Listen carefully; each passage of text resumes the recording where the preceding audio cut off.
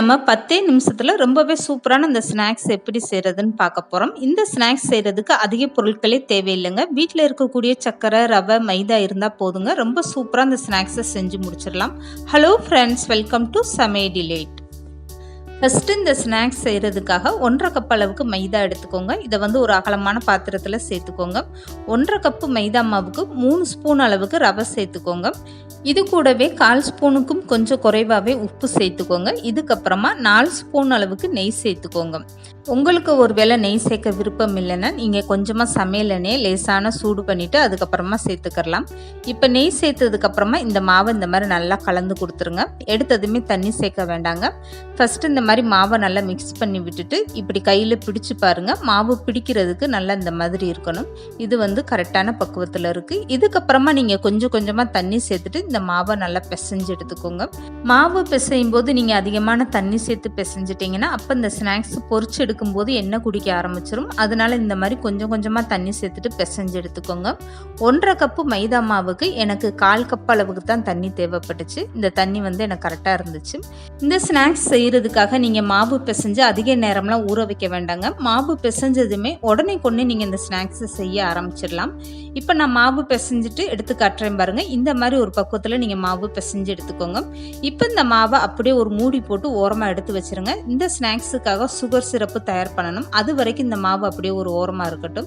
இதுக்காக நான் 1 கப் அளவுக்கு வெள்ளை சர்க்கரை எடுத்திருக்கேன். இந்த வெள்ளை சர்க்கரையை ஒரு அகலமான பாத்திரத்தில் சேர்த்துட்டு 1/2 கப் அளவுக்கு தண்ணி சேர்த்துக்கோங்க. இப்போ ஸ்டவ் ஆன் பண்ணிட்டு இந்த சுகர் சிரப்பை நல்லா கலந்து கொடுத்துருங்க. சுகர் சிரப்பு கம்பி பதம் எதுவுமே வேண்டாங்க. லேசாக ஒரு பிசுபிசுப்பு தன்மை இருந்தால் போதும். இப்போ இந்த சுகர் சிரப்பில் 4 ஏலக்காவை பொடி பண்ணிட்டு சேர்த்துக்கோங்க. ஏலக்காய் சேர்த்து செய்யும் போது இந்த ஸ்நாக்ஸ் நல்லா வாசனையாகவும் டேஸ்டாகவும் இருக்கும். இப்போ ஏலக்காய் சேர்ந்து இந்த சுகர் சிரப்பு நல்லா கொதி வந்துருச்சு பாருங்க. இந்த ஸ்டேஜில் நீங்கள் சுகர் சிரப் எடுத்து கையில் தொட்டு பாருங்க. கம்பி பதம் இல்லாமல் நல்லா ஒரு பிசுபிசுப்பு தன்மை வந்ததுமே நீங்கள் ஸ்டவ் ஆஃப் பண்ணிட்டு இந்த சுகர் சிரப்பை அப்படியே ஒரு ஓரமாக எடுத்து வச்சிருங்க. இப்போ இந்த சுகர் சிரப்பை நான் கையில் எடுத்து காட்டுறேன் பாருங்க. தொட்டு பார்க்கும்போது இந்த மாதிரி நல்ல ஒரு பிசுபிசுப்பு தன்மையாக இருக்கு. கம்பி பதமாக இருந்தால் உங்களுக்கு இந்த ஸ்நாக்ஸுக்குள்ள சுகர் சிரப்பெல்லாம் இறங்காது. அதனால இந்த மாதிரி ஒரு பிசுபிசுப்பு தன்மையில் நீங்கள் சுகர் சிரப்பை தயார் பண்ணி எடுத்துக்கோங்க. இதுக்கப்புறமா பிசைஞ்சு வச்சிருக்க மாவை எடுத்துட்டு ஒரு டைம் நல்லா பிசைஞ்சு எடுத்துக்கோங்க. அப்பதான் உங்களுக்கு விரிசல் விழுகாம இருக்கும். மைதா மாவுல ரவையெல்லாம் சேர்த்துருக்கிறதுனால இந்த ஸ்நாக்ஸ் சாப்பிட்றதுக்கு நல்லா கிறிஸ்பியா ரொம்பவே சூப்பரான டேஸ்டா இருக்குங்க. இப்போ இந்த மாவை நல்லாவே பிசைஞ்சாச்சு பாருங்க. கையில எடுத்து காட்டுறேன். மாவு இந்த மாதிரி கையில ஒட்டாத அளவுக்கு எப்படி கெட்டியா இருக்கு பாருங்க.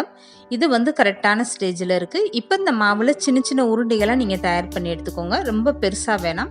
இந்த மாவை சப்பாத்தி கட்டையில வச்சு தேய்ச்சதுக்கு அப்புறம் நான் ரவுண்டா கட் பண்ணி தான் எடுக்க போறேன். அதனால ரொம்ப பெரிய பெரிய உருண்டைகளா வேணாம். இந்த மாதிரி சின்ன சின்ன மாவு உருண்டையா நீங்க தயார் பண்ணி எடுத்துக்கோங்க. உள்ளங்கையில் மாவை வச்சுட்டு இந்த மாதிரி நல்லா உருண்டையாக திரட்டிக்கோங்க. அப்போ தான் மாவு தேய்க்கும் போது விரிசல் விழுகாத அளவுக்கு இருக்கும். இப்போ மாவு எல்லாமே இந்த மாதிரி உருண்டையாக தயார் பண்ணி எடுத்து வச்சாச்சு. இப்போ இந்த மாவை தேய்ச்சி எடுக்கிறதுக்காக ஒரு சப்பாத்தி கட்டை எடுத்துக்கோங்க. இதில் கொஞ்சமாக மைதா மாவு தூவிக்கோங்க.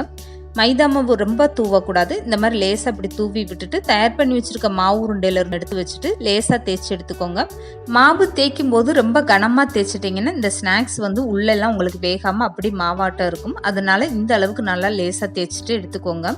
இப்போ மைதா மாவை நல்லா லேசாகவே தேய்ச்சாச்சு. இதுக்கப்புறமா இந்த மாதிரி ஒரு மூடி வச்சு ரவுண்டாக கட் பண்ணி எடுத்துக்கோங்க.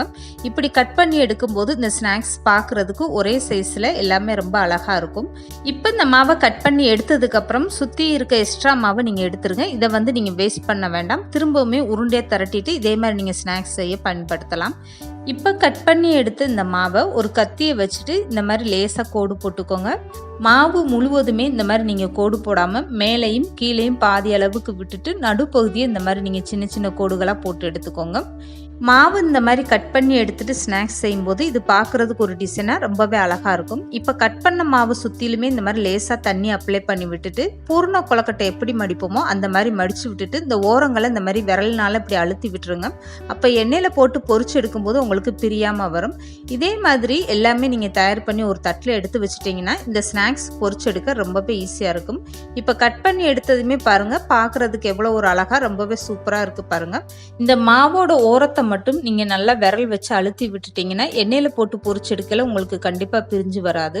இப்போ இதே மாதிரி நான் எல்லாமே தயார் பண்ணி ஒரு தட்டில் எடுத்து வச்சுருக்கேன் பாருங்கள். இப்போ இந்த ஸ்நாக்ஸை பொரிச்செடுக்கிறதுக்காக எண்ணெய் சூடு பண்ணிட்டேன்.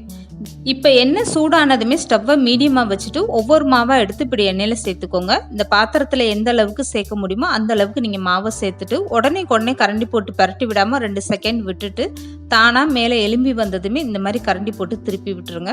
இந்த ஸ்நாக்ஸை நீங்கள் பொரிச்சு எடுக்கிற வரைக்குமே ஸ்டவ்வை மீடியமாக வச்சுட்டே பொரிச்சு எடுத்துக்கோங்க. அப்போ தான் நல்லா கிறிஸ்பியாக வெந்து வரும். இப்போ இந்த ஸ்நாக்ஸை இந்த அளவுக்கு நல்லா செவக்க விட்டுட்டு எண்ணெயை வடித்து வெளியில் எடுத்துருங்க. எடுத்ததுமே உடனே சுகர் சிரப்பில் அப்படியே இந்த ஸ்நாக்ஸை சேர்த்துருங்க. சுகர் சிரப்பு சூடாக இருக்கக்கூடாதுங்க. பொரிச்சு எடுத்துருக்க அந்த ஸ்நாக்ஸ் மட்டும் சூடாக இருக்கும்போதே அப்படியே சுகர் சிரப்பில் சேர்த்துருங்க. அப்போ தான் இந்த சுகர் சிரப் எல்லாமே இந்த ஸ்நாக்ஸுக்குள்ளே இறங்கி உங்களுக்கு சாப்பிடும்போது வெளியில் நல்லா மொறுமொறுனும் உள்ளுக்குள்ளே நல்லா ஜூஸியாகவும் ரொம்பவே சூப்பரான டேஸ்ட்டாக இருக்கும். சுகர் சிரப்பில் சேர்த்த இந்த ஸ்நாக்ஸை நீங்கள் ரொம்ப நேரம்லாம் ஊற வைக்க வேண்டாங்க. இந்த மாதிரி நீங்கள் சுகர் சிரப்பில் சேர்த்ததுக்கப்புறம் ஒரு கரண்டி வச்சு 2லேருந்து 3 டைம் இப்படி திருப்பி விட்டு உடனே நீங்கள் சுகர் சிரப்லேருந்து வெளியில் எடுத்துடலாங்க. அவ்வளோதான்.